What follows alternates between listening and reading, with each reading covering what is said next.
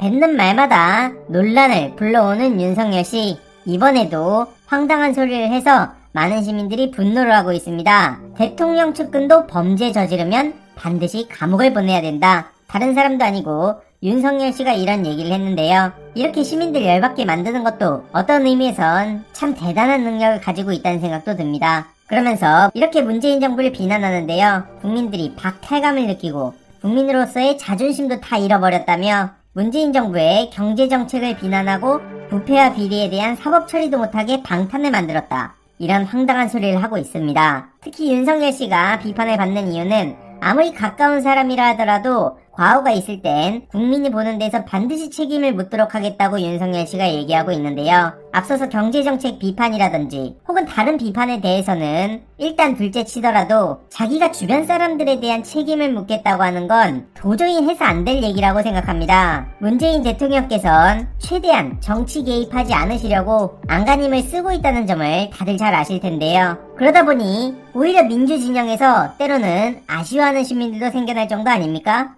그러면서 홍준표 의원이 조국 전 장관 수사를 과잉 수사라고 주장하자 어느 진영 사건이나 똑같이 수사했다라고 주장했다가 많은 비판을 받기도 했습니다. 그리고 손발노동은 아프리카에서나 하는 것, 해당 발언 논란에 대해선 앞뒤 맥락을 잘라놓으니 저도 황당하다 이런 얘기를 하고 있는데요. 늘 윤석열 씨는 저럽니다. 가짜뉴스다, 왜곡이다, 정치적 공세다, 그런 의도가 아니었다 이런 식으로 본인의 희한한 사고방식에 대해서 늘 저렇게 빠져나가려고 하는데 대한민국 국민들이 그렇게 호락호락하다고 생각하진 않습니다. 많은 시민들 또한 그러면 처 장모 수사는 왜 막았냐? 윤석열 본인에 대한 논란뿐만 아니라 부인 김건희, 장모, 이해로도 한동훈 등에 대한 지적들도 많이 나오고 있는 상황이죠. 실제로 비밀번호를 20자리까지 복잡하게 만들어서 계속해서 시간을 질질 끌고 있는 한동훈씨, 윤석열씨가 한동훈씨 관련해서 뭐 하나 제대로 문제 제기라도 한 거 있습니까? 뿐만 아니라 윤석열 장모, 심지어 이렇게 대응 문건까지 나왔죠. 어떻게 대검에서 이런 걸 작성할 수가 있습니까? 이런 사람이 책임을 묻겠다고요? 부인 김건희씨 같은 경우에는 더 가관이죠. 멤버 유지 논문 관련해서 그리고 도이치모터스 주가 조작, 코바나 콘텐츠 협찬 관련 등등 많은 비판을 받고 있는데 여기에 대해서 도대체 무슨 책임을 지게 했다는 겁니까? 오죽하면 국민대 교수들이 첫 집단행동을 나섰다는 소식이 어제 전해졌습니다. 김건희 논문 재조사하라고 피켓 시위에 나선 건데요. 이렇게 학생과 동문에게 미안하다며 국민대학교의 학문적 양심을 생각하는 교수들이 행동을 나서기 시작했다는 겁니다. 이로써 김건희 씨도 꽤나 난감해진 상황으로 보이는데요. 한 교수는 교수로서 부끄럽고 미안하고 화가 나서 나설 수밖에 없었다는 입장을 밝혔고요. 연명음 테크노 디자인 전문대학원 교수도 직접 피켓을 들었다고 합니다. 국민대 결정에 대해선 바람직하지도 않고 현명하지도 않은 결정이라고 따끔하게 지적을 했고요. 이들은 반드시 재조사를 해야 된다고 생각하는 입장입니다. 많은 네티즌들 또한 국민대에도 교수가 있었다. 그런데 학생들은 왜 함께하지 않느냐 이런 반응을 보이고 있고요. 특히 5명의 박사 인증 심사위원 서명이 한 사람 글씨체라면 심사위원들의 뒷거래가 있다고 봐야 되지 않겠냐? 당연히 검찰 수사하는 게 맞지 않냐? 그 내용이 바로 이 내용이죠. 보시다시피 다른 사람의 논문은 글씨체가 다 다른데 김건희 논문은 어떻게 저렇게 똑같은 글씨체로 사인을 할 수 있냐? 이런 문제 제기였죠. 이거에 대해서도 전혀 반응을 하고 있지 않습니다. 그래서 이렇게 많은 응원의 목소리도 나오고 있으면서도 동시에 왜 조국 전 장관을 비난하던 젊은 대학생들은 김건희에 대해선 문제 제기를 안 하냐? 이 자체가 말이 안 되는 거 아니냐? 이런 반응이 이어지고 있습니다.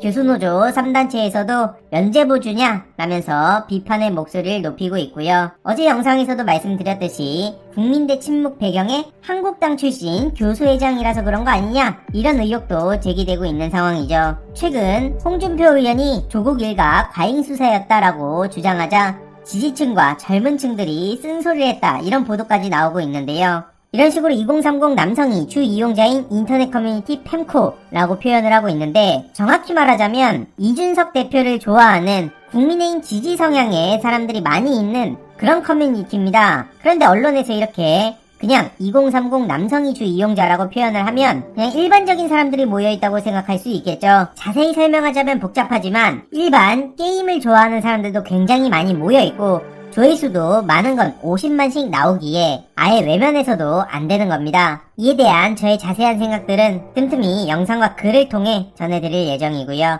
아무튼 그 내부에서 윤석열 씨를 엄청나게 싫어하고 있는데 최근 홍준표 의원을 손절하겠다 이런 반응이 이어지고 있다는 얘기고요. 그리고 또 다른 커뮤니티인 MLB파크에서도 비판을 하고 있다 이런 반응인데, 예를 들어서 민주 진영의 우호적인 사람들이 많이 이용하는 커뮤니티에 대해선 꼭 무슨 강성친문, 친여권, 친민주당, 친문재인 뭐 이런 식으로 표현하면서 왜 저런 커뮤니티들에 대해선 마치 객관적이고 일반적인 사람들이 모여있는 것처럼 표현하는지를 모르겠습니다. 아무튼 많은 시민들은 김건희 논문에 대해선 도대체 왜 분노하는 청년들의 목소리가 많이 나오지 않는지 비판의 목소리들이 나오고 있는 거고요. 교수들마저 저렇게 집단행동에 나선 만큼 앞으로 이 사건에 대해서도 더욱더 많은 문제 제기가 나올 것으로 보입니다. 그렇게 해야만 하는 거고요. 다음으로 최근 이재명 경기도지사 측은 대장동 화천대유 가짜뉴스를 박멸할 것임을 밝히며 김기현 조선일보 고발을 검토한다는 소식을 전했습니다.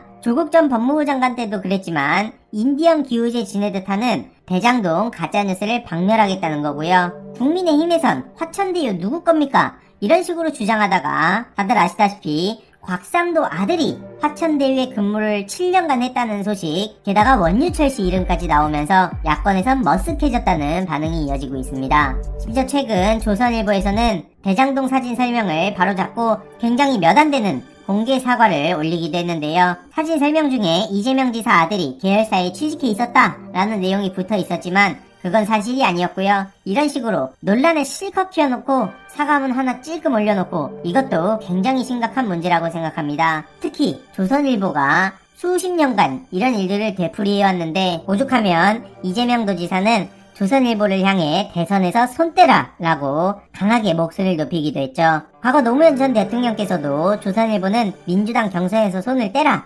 이렇게 비판을 한 바가 있었는데요. 그런 의미에서 최근 열린민주당 김의겸 의원이 조선일보사와 사주 일가에 대해서 팩트체크를 통한 강하게 맞서는 점이 굉장히 대단하다고 생각합니다. 그 누구도 쉽게 할 수 없는 조선일보와의 싸움이라 생각하고요. 최근 조선일보와 방상훈 사장 일가의 전체 부동산 규모를 공개하자 많은 시민들이 충격에 빠지기도 했죠. 드러난 것만 하더라도 2조 5천억 원이라니 뭐라 말이 안 나옵니다. 이렇게 조선일보와 방상훈 사장 일가의 전체 부동산 규모를 보더라도 진짜 입이 떡 벌어질 정도입니다. 그런데 웃긴 건 이런 조선일보에서 늘 아파트값 타령하고 청년층 언급하고 종부세 타령하고 이러니까 염치가 없다는 얘기를 듣는 겁니다. 하지만 엄청나게 막강한 영향력을 가지고 있기에 조선일보를 두려워하는 정치인들이 굉장히 많은데요. 노무현 전 대통령을 비롯해서 이재명 도지사 그리고 김의겸 의원 등이 조선일보에 당당히 맞서는 점 대단히